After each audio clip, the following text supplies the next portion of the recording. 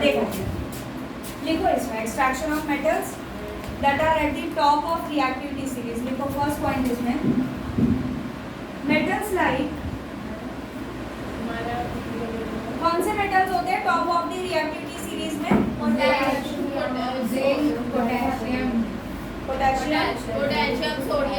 Sodium.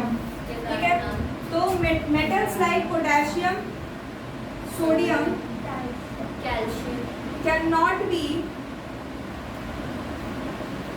cannot be extracted in the form of oxides। बता सकता है कोई क्यों? ऑक्साइड्स नहीं निकाल सकते ऑक्साइड्स की फॉर्म में जो हाईली रिएक्टिव मेटल होता है, क्यों? ऐसा क्यों है? आइडिया कोई नहीं? मेटल्स इसीलिए हम ये नहीं निकाल सकते because these are highly reactive. Highly reactive है तो ऑक्सीजन जैसे ही मिला वैसे ही तो ये कौन हो जाएगा, आग लग जाएगी। So that is why these can not be extracted in the form of oxide. नहीं तो ओपन में हम ले ही नहीं सकते। तो क्या करते हैं? तो नेक्स्ट पॉइंट लिखो, therefore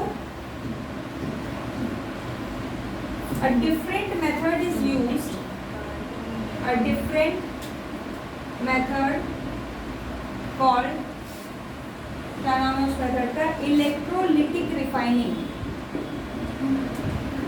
electrolytic refining is used to extract such metals।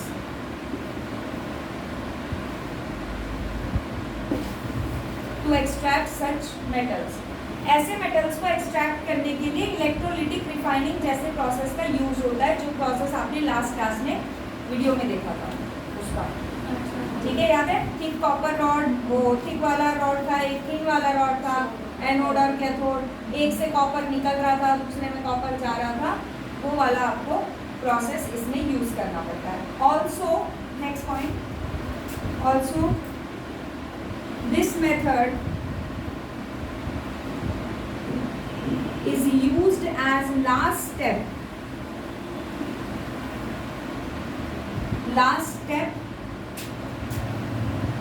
for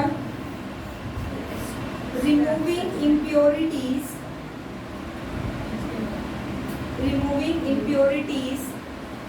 from the extracted metal।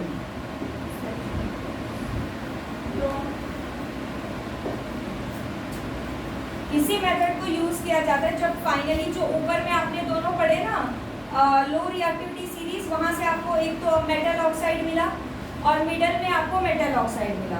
दोनों मेटल ऑक्साइड्स को से हम मेटल निकालेंगे। अभी दिखाऊंगी कैसे निकालेंगे।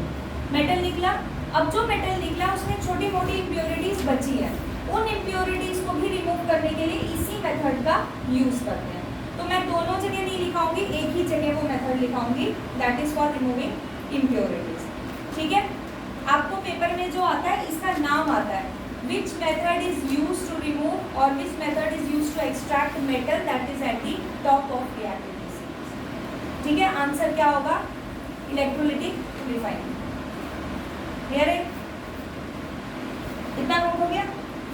अब देखो, ये आपका हमने इसमें सिर्फ इतना बताया है कि top of the reactivity series के लिए ये प्रोसेस यूज होता है। अब आप अपने पिछले वाले उसमें नोट्स में जाओ और वहाँ पे देखो मिडल वाले रिएक्टिविटी सीरीज में जो एलिमेंट्स आते हैं और जो लो वाले रिएक्टिविटी सीरीज में जो एलिमेंट्स आते हैं, उसके अंदर आपने अभी तक मेटल ऑक्साइड निकाला है, नहीं निकाला? राइट, रिएक्शन लिखी है, पहला वाला आपने मर्क्यूरिक ऑक्साइड बनाया है ना, और जो दूसरा है उसने जिंक ऑक्साइड बनाया, ZnO बना नहीं बना? रोस्टिंग में भी ZnO ही निकला है और कैल्सिनेशन में भी ZnO ही निकला है। तो अब हम देखेंगे कि मेटल्स ऑक्साइड में से मेटल कैसे निकाला जाता है।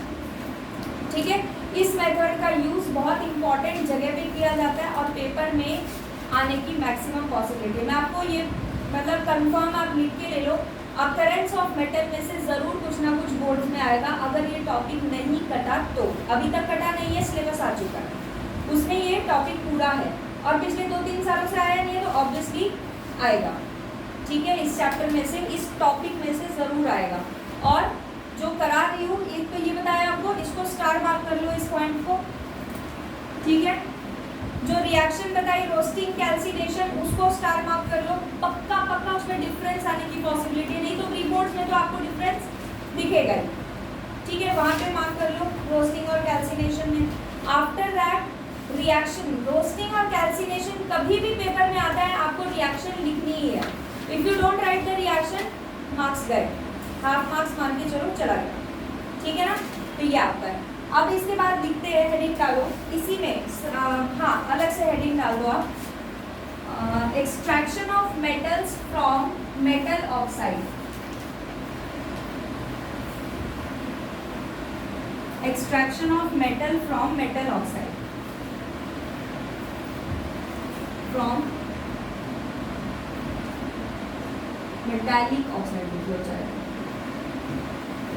Extraction of metals from metallic oxide. अब देखो, जैसे फॉर लो रिएक्टिव मेटल या least reactive metal, least reactive metals, उनके लिए आपने कौन सी रिएक्शन लिखी है, एक बार बोलना।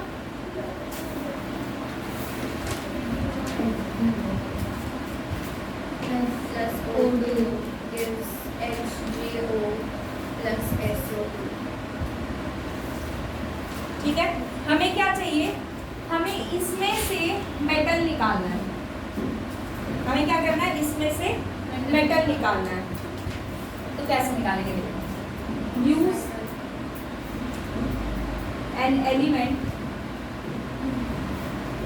Which is below mercury in the reactivity series।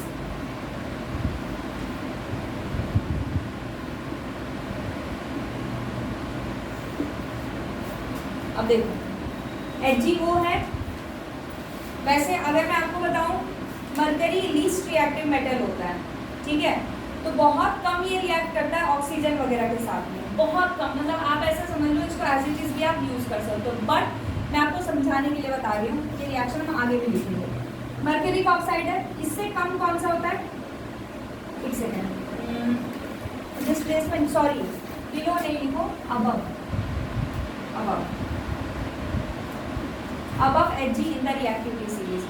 Mercury के ऊपर का कोई एक मेटल बोलो जो रिएक्टिविटी सीरीज में आता है, एक्सेप्ट सोडियम पोटेशियम, कॉपर और Ag, लेड, हाँ ठीक है, कॉपर लेड नहीं, कॉपर ले ले सपोज, कॉपर लिया। ये रिएक्शन देखो कैसा लग रहा है, कौन से टाइप का रिएक्शन लग रहा है, डिस्प्लेसमेंट लग रहा है। क्यों, क्योंकि एक मेटल के पास ऑक्सीजन है, दूसरे के पास नहीं है, ये ऑब्वियसली मोर रिएक्टिव, तो ये इसको क्या कर देगा, डिस्प्लेस, CuO अलग, Hg मिल गया, नहीं मिल गया, ये चाहिए था हमको, मेटल एक्सट्रैक्ट हो गया। For middle reactivity series, sorry for middle elements, कोई बोलो मिडल वाले का, कोई बोलो रिएक्शन जो बोलेगा। Zn क्या लिखा था रिएक्शन, ZnS प्लस O2, हाँ ठीक है ना। अब हम क्या करेंगे, again use a metal that is highly reactive than zinc, तभी तो वो डिस्प्लेस कर पाएगा। कॉन्सेप्ट समझ रहे हो, ऐसा मेटल उठाया है जो कि जिंक को डिस्प्लेस कर सके, तो उससे ज्यादा रिएक्टिव वाला मेटल चाहिए हमको, ठीक है। तो use a metal that is highly reactive than zinc, तो कोई एक मेटल बोलो जिंक से ज्यादा रिएक्टिव, कैल्शियम, ZnO,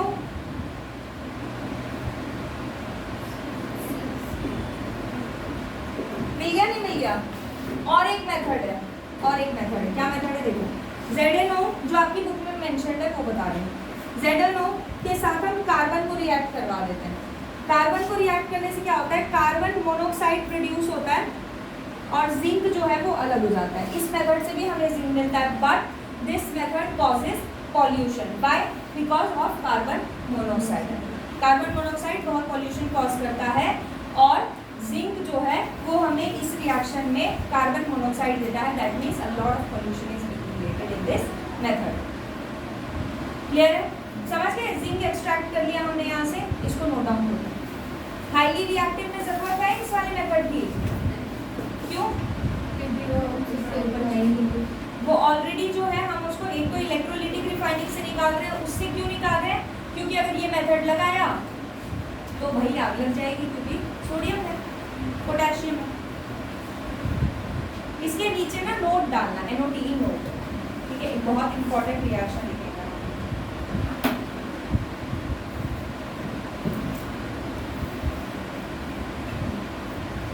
मैं आपको बताती हूँ।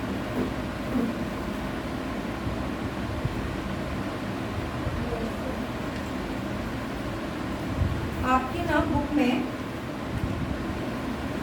जो आपको काम करना है वो ये है कि एटलीस्ट वंस आपको ये चैप्टर एक बार रीड करना है, ठीक है? You have to go through the chapter at least once, क्योंकि खास करके ये वाला जो टॉपिक है यहाँ से अकरेंस ऑफ मेटल से, यहाँ से आप एक बार इसको पूरा रीड करेंगे, पेज नंबर 49, 50, 51 से लेके लास्ट तक। क्यों? क्योंकि ये चैप्टर अगर आपने NCERT से नहीं पढ़ा, वैसे तो मैंने अपने हिसाब से कवर करा दिया है, बट अगर कोई पॉइंट छूटा रहा तो इसमें से किसी भी लाइन में से क्वेश्चन बन सकता है, ठीक है? तो अगर आपको कोई लाइन अगर मिस हुई इसमें से तो गड़बड़ है। हो गया ना?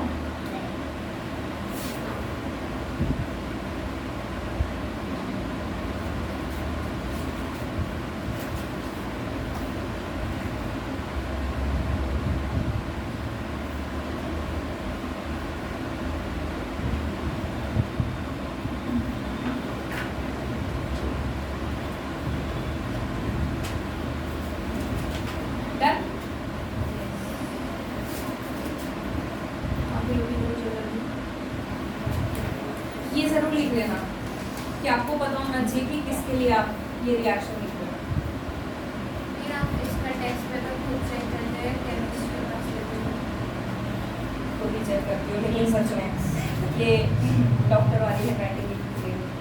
बट क्या है ना कि दिया नहीं है मेरे पास, ऐसे पहले भी बहुत बच्चे रह चुके हैं जो डॉक्टर वाली हैंडराइटिंग लिखते हैं, बस दवाइयों की नॉलेज नहीं है। पार्ट टाइम बिजनेस भारतीयों के लिए तो सबसे अच्छी दवाई है पैरासीटामोल, कुछ हुआ पैरासीटामोल। मेरे घर में Combiflam, anything happens just have Combiflam, cetirizine हमेशा पड़ेगा, हर तकलीफ का इलाज। 5 प्रॉब्लम्स 1 सॉल्यूशन। ऐड हो गई दवाई, हो गया? कृपया करके इसे ना खाएं, ये सेहत के लिए हानिकारक हो सकता है, डिस्क्लेमर देना पड़ता है। हो गया? चलो अब इसके बाद आपको नोट NOTE लिखो।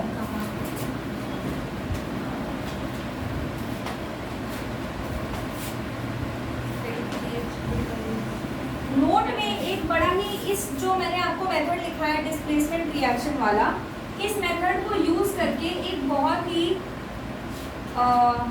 इम्पॉर्टेंट जगह पे इसको अप्लाई किया जाता है, इस डिस्प्लेसमेंट रिएक्शन को। और वो कहाँ अप्लाई करते हैं, ये आपकी बुक में गिवन है, page number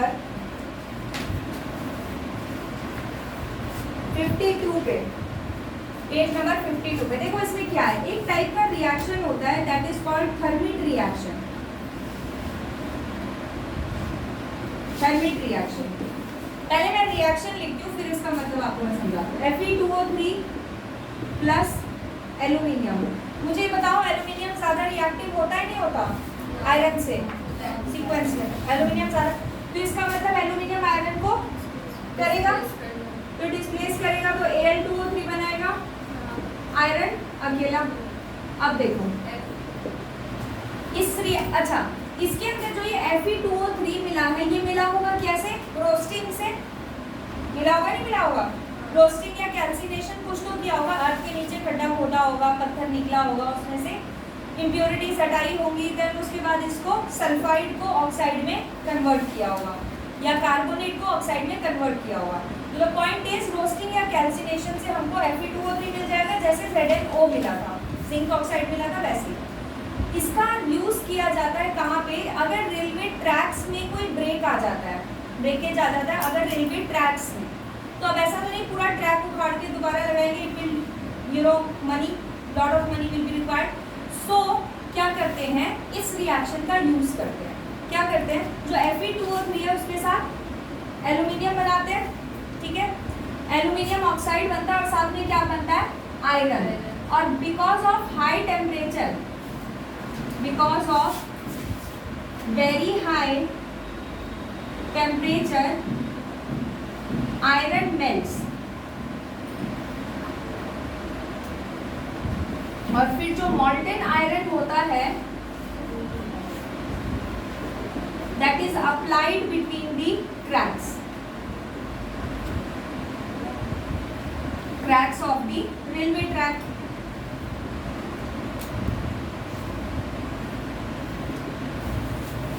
Then allowed to cool. तो क्या करते हैं, ये रिएक्शन बहुत ही हाईली एक्सोथर्मिक रिएक्शन होता है, बहुत ही अच्छा एक्सोथर्मिक रिएक्शन है। इसमें इतनी हीट बनती है कि लोहा पिघल जाता है। अब मॉल्टन फॉर्म में आयरन है तो आराम से उसको क्रैक्स के बीच में डाल दिया जाता है और ठंडा होने के लिए छोड़ दिया जाता है। जब वो ठंडा होता है तो सॉलिडिफाई हो जाता है और आयरन जो ट्रैक में जो क्रैक आया था रिपेयर हो जाता है। तो इस तरीके से रेलवे ट्रैक्स में जब क्रैक पड़ते हैं तो उसको ठीक किया जाता है। नोट कर लो इसमें, और इस पे लिखे ना ऐसे highly exothermic reaction, highly exothermic reaction. और मैं आपको बताऊं पेपर में ये किसी भी तरीके से पूछा जा सकता है, इसमें से 2-3 क्वेश्चन निकलते हैं, जैसे कि define thermic reaction, right it's reaction also, explain with the help of reaction. ठीक है, डिफाइन एंड एक्सप्लेन ये थर्मिक रिएक्शन 2 नंबर का क्वेश्चन, 1 नंबर की डेफिनेशन, 1 नंबर का रिएक्शन, ये बन सकता है। दूसरा आपसे बन सकता है why iron is in the form of molten state, why iron is in the molten state in thermic reaction, explain। reason क्या लिखोगे? because it is highly exothermic reaction, और आप यहाँ पे reaction लिखेंगे। ठीक है, और क्या पूछा जा सकता है? और पूछा जा सकता है write applications of thermic reaction, applications of thermic reaction।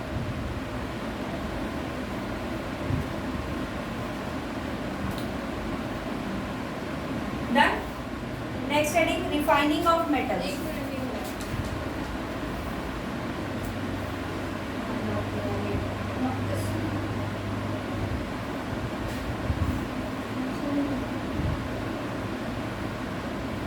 हो गया? पेन खत्म? कहाँ पे?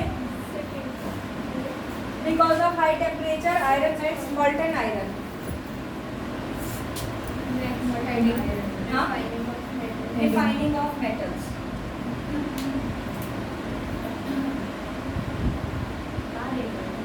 एक दिन कितना लीजिए?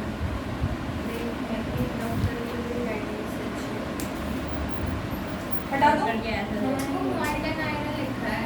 मॉल्टन MEOLTEN। इसमें मॉल्टन रीनो बदल के लिखा है। मॉल्टन आयरन MOLTEN। जल्दी लिखो, फास्ट। हो गया?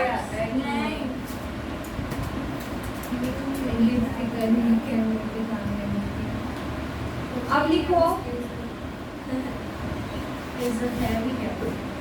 Refining of metals. Refining of metals का क्या मतलब है, तो बता सकता है? मेटल को छानना। क्या करना? मेटल को छानना।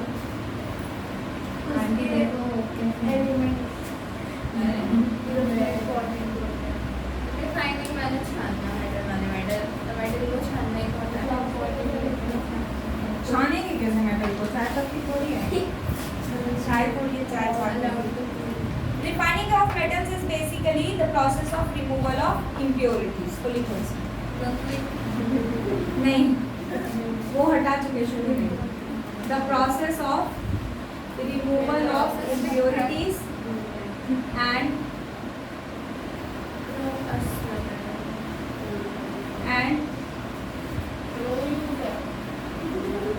लोहर. PROCESS. कॉमन सेंस भी तो अप्लाई करो थोड़ा. Process of removal of impurities and gaining pure metal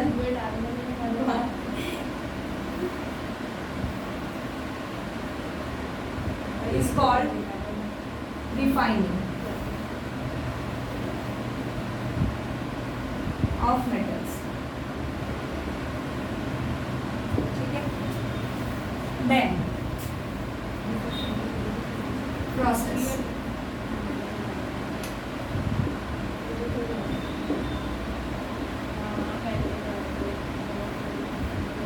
A thick anode containing impure metal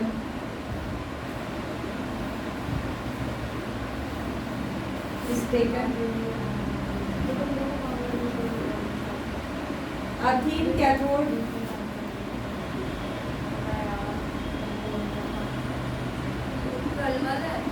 हाँ जी, containing pure metal is taken. An electrolyte that is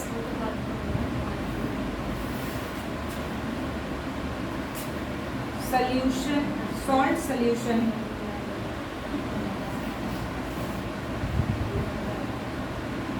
chloride.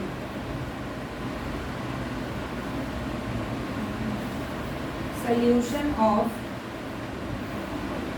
the metal is taken. Desired.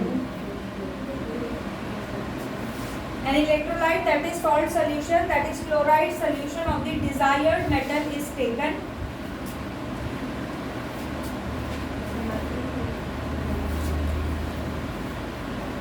The rods are connected to battery.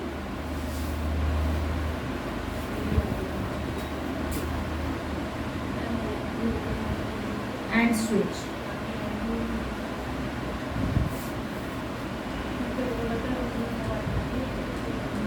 Switch on the circuit. बातें मत करो, काम करो.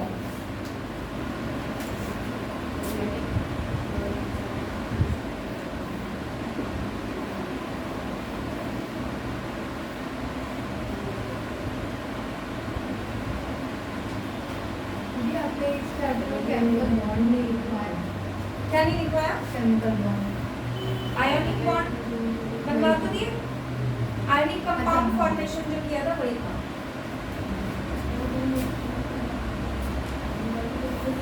Anode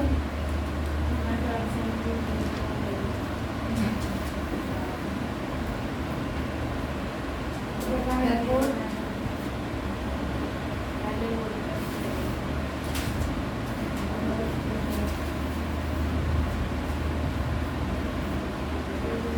battery switch. ठीक है. एक second.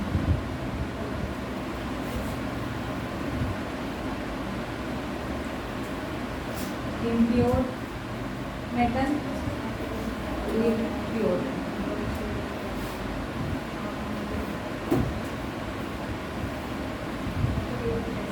बनाना है.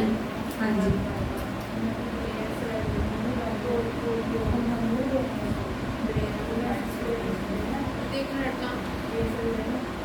एक सेकंड.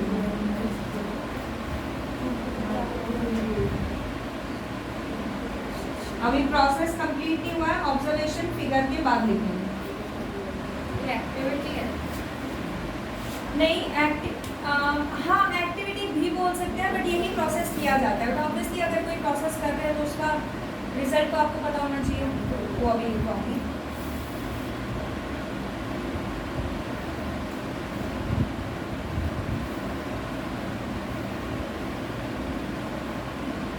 नीचे बना ले क्या क्या वो तो जगह वहाँ की तुम्हारे वहाँ पर।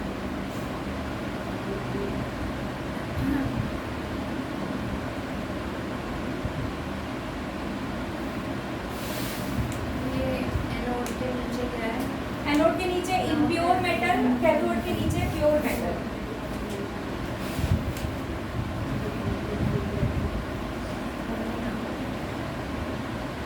और हाँ एक चीज़ तो दिखाने की भूल गई, ये है इलेक्ट्रोलाइट, ब्रैकेट में लिखो NaCl।